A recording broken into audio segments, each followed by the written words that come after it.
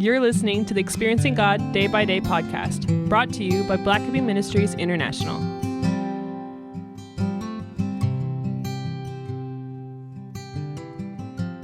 October 25th. God speaks through his activity. Habakkuk 1, verse 5. Look at the nations and observe. Be utterly astounded. For something is taking place in your days that you will not believe when you hear about it. Christians habitually seek God's voice through prayer, through his word, or through his messengers. Yet sometimes we fail to hear God speak through his activity, even though he is working all around us. Unbelievers see God's activity without understanding what they see. God encourages his people to watch for his activity so they will know how they should respond and adjust their lives. The disciples discovered much about God's power by witnessing Jesus calming a raging storm with a command.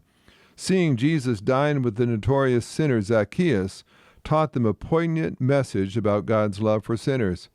Watching Jesus hang upon the cross communicated a compelling message of what God was willing to do to free people from sin. Discovering the empty tomb revealed an astounding truth of God's victory over death. To those with spiritual discernment, God's activity is a significant revelation about his heart and his will.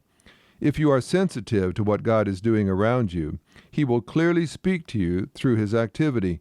You will know that God is at work because what you see will astound you, and human power and wisdom will not explain it.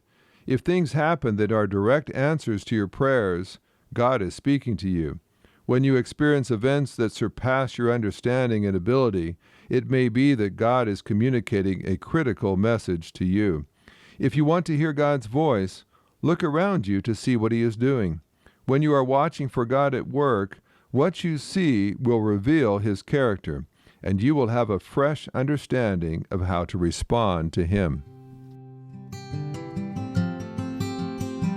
This podcast is based on the book Experiencing God Day by Day by Henry and Richard Blackaby, published by B&H Publishing Group, music by Mark Brown.